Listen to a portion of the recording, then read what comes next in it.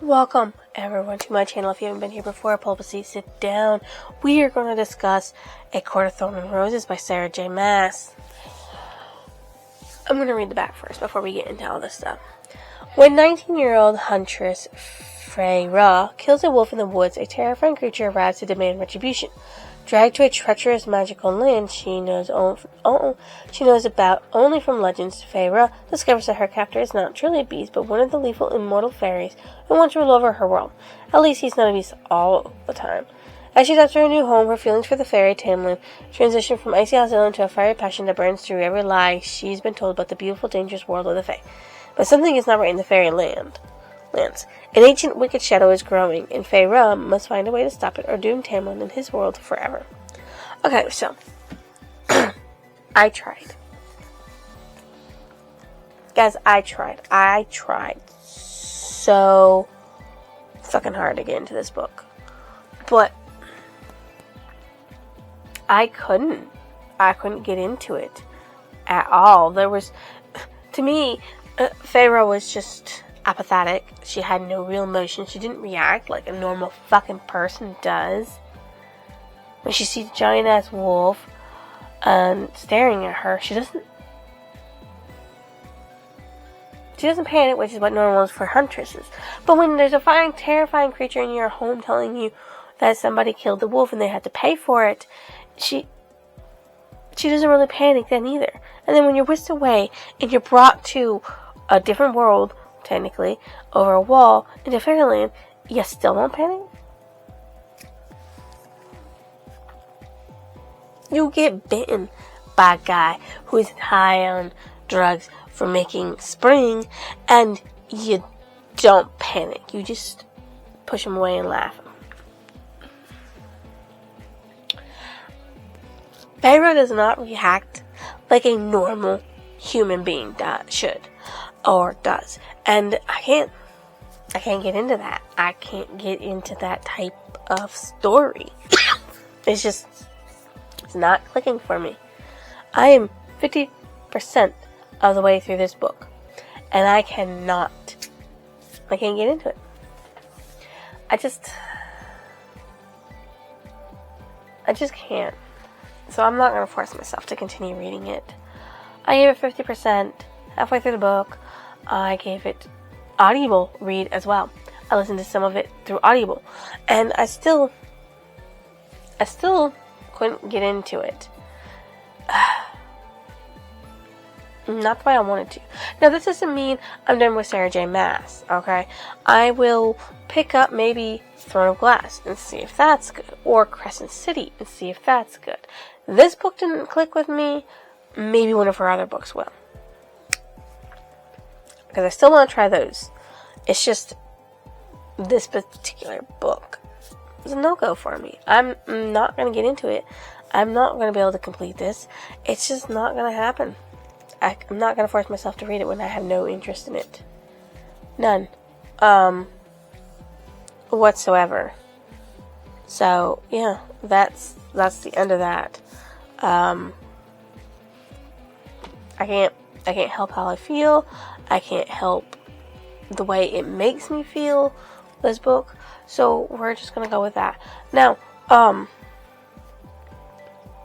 give you to where I read up to, okay? So Fairy's out hunting for food because her family is starving, and she's the only one who's willing to do any type of fucking work for keeping her two sisters and her handicapped father alive. Alright? So, as she's hunting this deer, a wolf comes out, and so she shoots the wolf with an ash arrow. When it turns to look at her, she shoots it in the eye, then she skins the wolf. After it's dead, she takes the deer and she brings it home. She does what she needs to do for the deer, feeds her siblings, does what she needs to do to get jerky out of it so they can make the food last longer. And then she goes to sell off the pelts and stuff, the pelts that she had left and all the other stuff that they weren't using, to the market the next day. Okay. Her oldest sister, Nestra, wants a new pair of boots, which have not been worn and they're very shiny. And her second oldest sister, Elaine, wants a new cloak because hers is ratty. Nestra wants to get married to this boy who apparently has an interest so she can get out of her home and stop starving. But she doesn't want to work or do anything because when Farrah left that morning, her sister Nestra said, "I'll chop the wood." But she doesn't. She makes Farrah do it. Her father just sits there and whittles away doing wood carvings. But he doesn't really do much to force his children to work. And they all used to be like rich. But Farrah's grandfather got into debt with creditors, and her father tried to get them out of that, and he just made it worse. So they lost practically everything in immediate, and she watched as people broke her father's leg, and so, yeah, she's a little apathetic about all of it. She's like, oh, I know what they're gonna want when they see the pelts, and I go to sell it. So she goes to the market, she meets a mercenary, they talk about how there's been a lot more attacks on their side of the wall from fairies. And when she gets back from the market, a big monstrous beast comes in and says, one of you, who is the hunter, one of you killed a wolf, you need to pay retribution. And they're all like, well, we didn't. And Farrah's like, I did.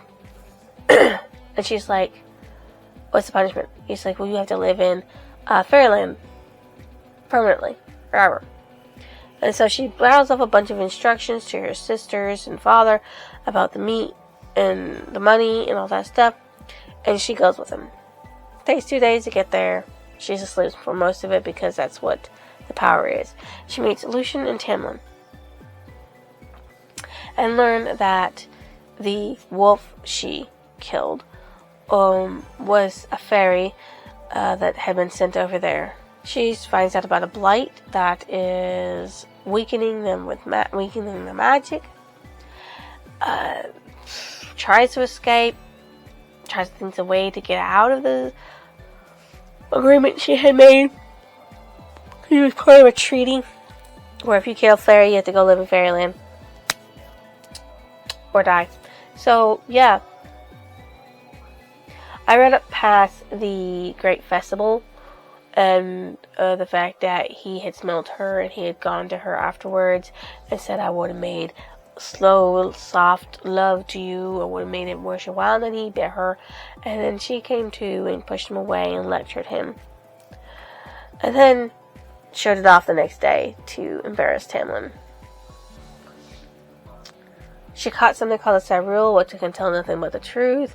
And she got a few truths out of it, but not everything that she wanted.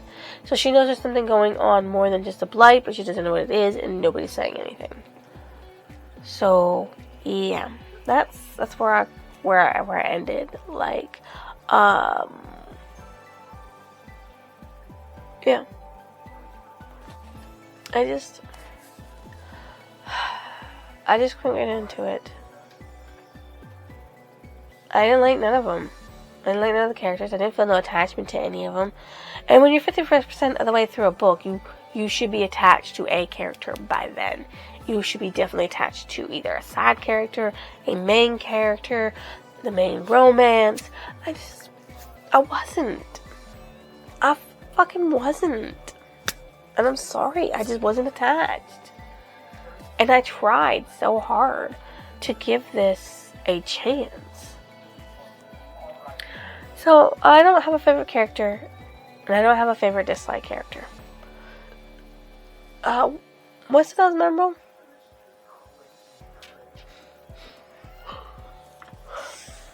Not even though Fair is technically a highborn, she doesn't know how to read or write. That's memorable. Well, she can read a little bit and write a little bit, but that's it. I don't have a favorite quote, and I don't have a favorite passage. I don't know what the ending of the book is like because I didn't read it. So I don't know.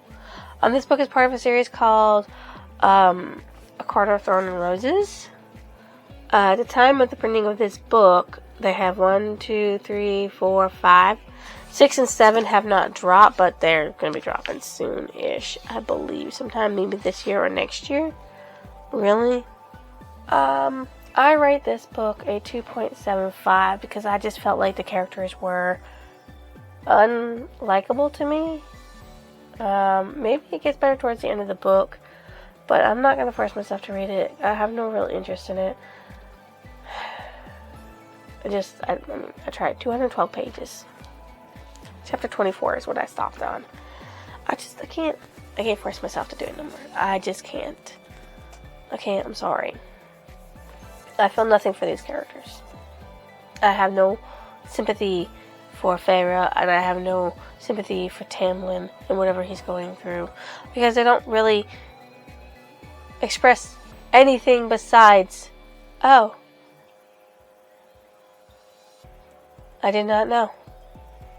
Nobody told me. Nobody told you about this. The only one who really showed any type of feelings was Lucian, and he's like, what are you doing here? Did nobody tell you not to come? During the festival.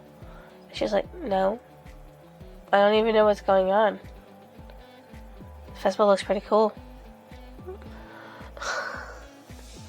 So, yeah, this is how I feel it is. I feel like she's just so, okay. And then the audio that I listened to on Hoopla didn't do it no justice either. So, anyways, that's the end of my rap all this. So if you guys think this is ever like, comment, or even your lovely subscription, why don't you go ahead and drop it down below. I will see you next solution.